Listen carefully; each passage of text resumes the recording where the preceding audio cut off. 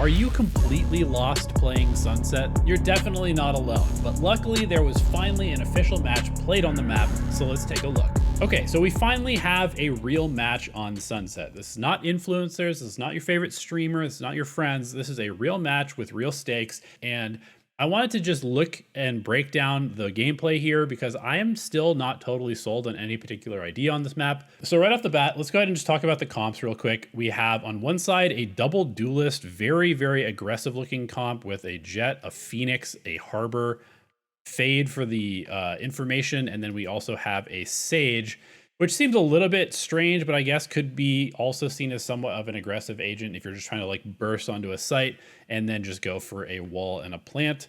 And on the other side, we see what would be a little bit more like something that I've sort of talked about on this map with a sky being good for info. Raze, I think, is great on this map. Viper makes a lot of sense. A double smoke sort of comp.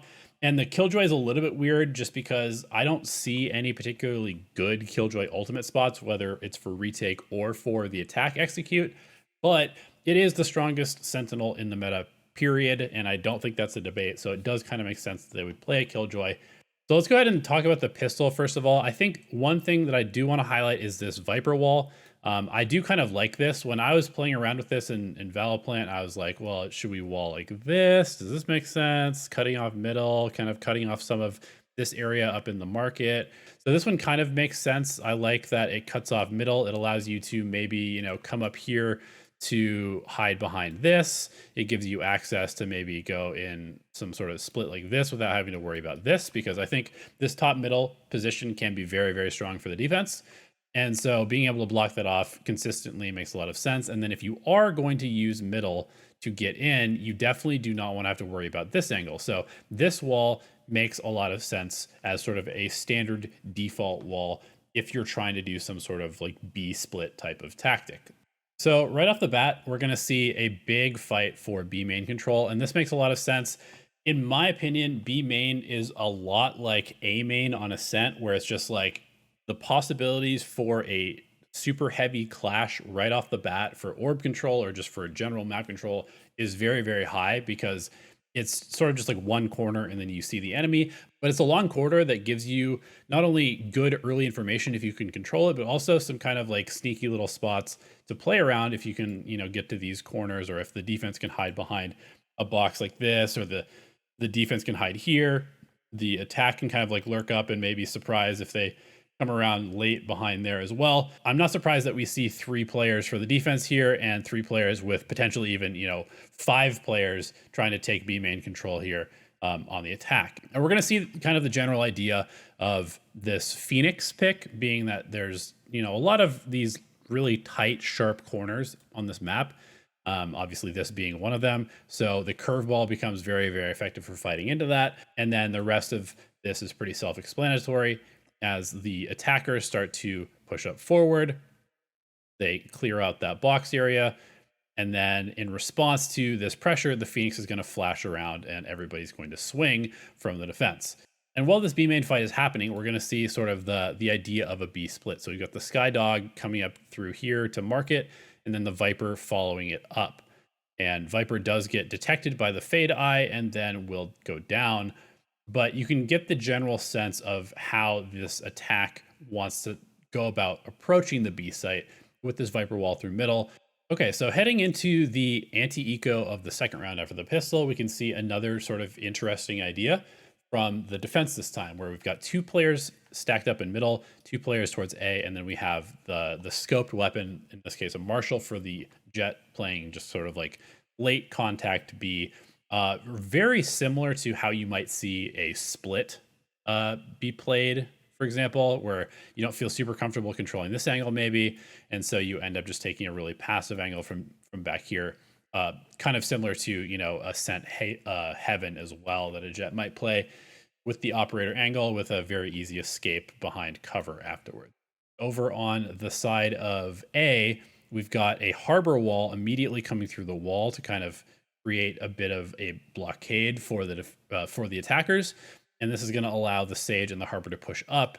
And then over on the A site, we're going to see a sort of an interesting concept, which is just to put the Sage wall here. And one of the things about A that is interesting is that once you get up to this point for the attackers, it becomes a, you know, a 2-lane map for the A site, which is obviously, if we think about a map like Haven, one of the reasons that everybody contests a lobby is because once the attackers get through a lobby, now the defense has to worry about 2 lanes to the site.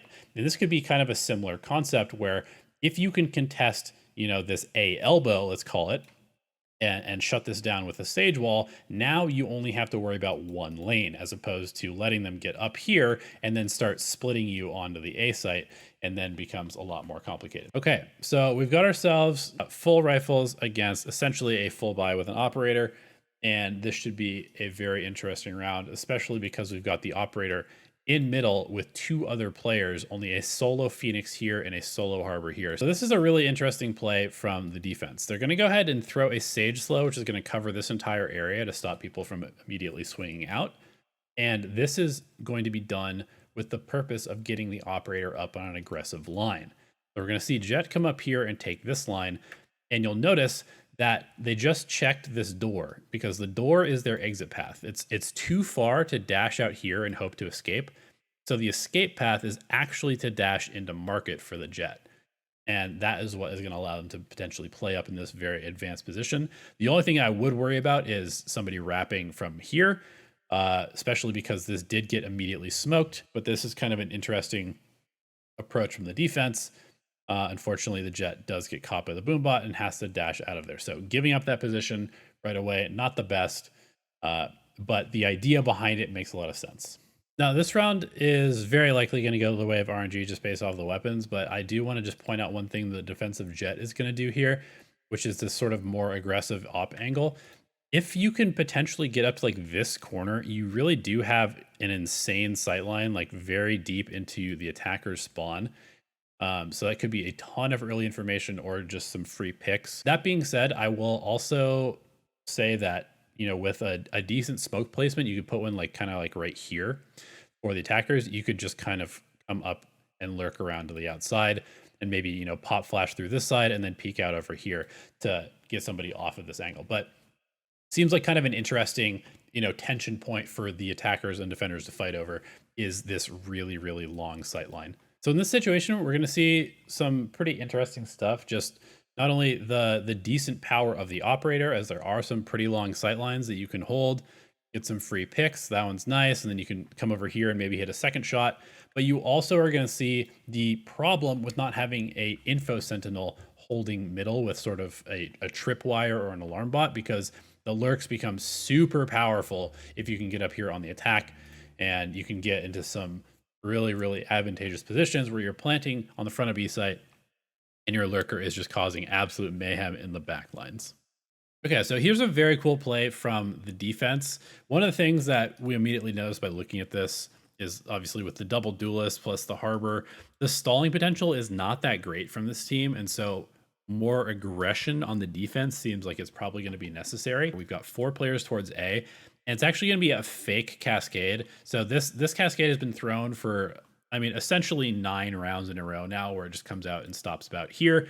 And then usually the harbor or the sage is behind it with maybe more utility to throw afterwards, or a wall or something like that.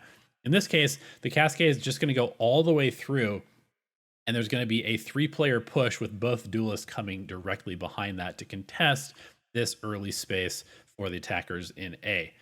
And we can see a flash over the top. They're even going to go ahead and throw the harbor ultimate because they're expecting maybe more players to be here. But overall, I really like the design of this play, where you're just using a piece of conditioning that you've already done and then faking off of that with an aggressive play behind that. So we're going to see 2 kills right off the bat. Okay, so now we're flipping it around. It's an 8-4 half for the very aggressively playing defenders, and we get to go to where the Viper and Killjoy should maybe have more impact. So right off the bat, we can talk about the setup. We've got Killjoy, Alarm Bot. We've got Turret here, I guess, also probably watching this cross. If it's in this corner, it can also watch here. The Viper wall actually being thrown from this corner, going across middle, kind of deep, and then also across A main. So providing a smoke for this part where we saw the harbor utility being used by the other team. So this pistol round really reminds me of sort of something you might see on like Split, where you've got two isolated players on the extremities, and then you're going for an aggressive three-player walk down middle. You've got this sort of like protected player who can jump spot from behind a pillar and then maybe throw some stalling utility into the single choke point. And then you have this other player who has, decent stalling utility, but is also just kind of on an island of their own. And hopefully you get your players in position where they can then kind of help them out very, very rapidly, or maybe get on a big flank behind the attackers with this early map control as well. So the attackers are going to go for the B side of the map, and we can see the Viper basically throwing delaying utility and just kind of being a nuisance, hiding in some weird little corners, buying time for teammates to reinforce. And again, it does feel relatively similar to something you might see on a map like Split. It looks like the attackers are going to put more emphasis on taking middle this time around. That is a very interesting eye. It's a very interesting eye being thrown from spawn, landing up on this wire. I wonder if this will get patched. It certainly seems like it probably will. I don't think you're supposed to be able to land stuff up here, but I could be wrong. So the attackers are in control economically, as we can see 5 rifles here against essentially an eco round, a single bulldog being saved by the Raze, who is now on this long line and about to run into a bunch of attackers. And we're going to see basically just a 5-player hit towards A. Attacker's not really messing around. They've got the double duelist power, and they want to just kind of execute quickly. This is one interesting thing I did want to point out, is this Cascade can reach all the way here and then does block off this very, very common smoke spot. So I like that. Second Cascade being thrown over here. And then we get the high tide as well, re-smoking off the common angles once the Cascades fall. So we've got an attacking operator out now for the Jet, and we've got 5 players for the attackers grouped up towards B main. This time, as it has been in the past, being held by just a single Viper with sort of support from Killjoy eventually. This is actually kind of a great angle to peek into with the op because it's a long one and does give them control very early on. They're going to go ahead and seize, which catches nobody. And now they're just going to angle out with this operator onto yet another deep line towards back pillar. This is, again, so reminiscent of what we see on Split a lot of the time. Pretend that we're going into garage on Split, and now the operator is sort of angling out, looking for the jump peaker, and we may see the shot. There it is, a little bit too wide on the jump peak. I swear to God, I've seen this round 1,000 times on Split. We can see the Harbor ultimate has a lot of value on these big open sites. So now that the defense is feeling pretty desperate, it looks like they're going to go with some sort of set play. They only have 3 weapons to work with, but they have 4 ultimates, including the Raze, which is currently positioned in middle along with the Sky, which would lead me to believe that they're going to do some sort of aggressive play down middle. We can also see the Viper. It looks like they're going to wall or do something utility-wise across middle. And we've got an Omen Flash potentially here as well, which could hit this area just to Killjoy over towards B. This is a fairly all-in play from what we can see on the minimap, and we'll see how it plays out. There's the Omen Flash, there's the Sky Flash, the Raze double blast packing down. Unfortunately, it's no value, but the Viper wall kind of secures the retreat as it cuts off basically the elbow and then also most of middle, and maybe also provides some value by cutting this off. It's a little bit hard to tell. But now the defense really has to kind of scramble. Okay, we got to reset the round. We lose a player. Unfortunately, we did some damage, but not enough. And the attackers are happy to just kind of chill, take the brunt of that assault, and then reset the round with superior numbers and also plenty more utility. So ultimately, the map is going to come down to this very, very chaotic, super just ridiculous Valorant round where everybody is just scrambling to make something happen. Utility is missed, things are being winged, people are being lost track of, and ultimately it will be the attackers with the double duelist that win this one out. I gotta say that I liked a decent amount of the stuff that I saw with the Viper comp, but I also definitely can see the power of a double duelist thing. I don't think either one of these is particularly amazing as far as the overall game plan and the play, but that's to be expected. Remember, this is a new map. It's going to take a while for people to really kind of figure out what's going on and what the most optimal use of each piece of utility is on the map. But I hope that you kind of have gotten a few new ideas that you can maybe take into your ranked games or into Premiere or whatever from this particular breakdown. Let me know if you enjoyed that, and let me know what you think about each comp down below in the comments. We'll see you next time.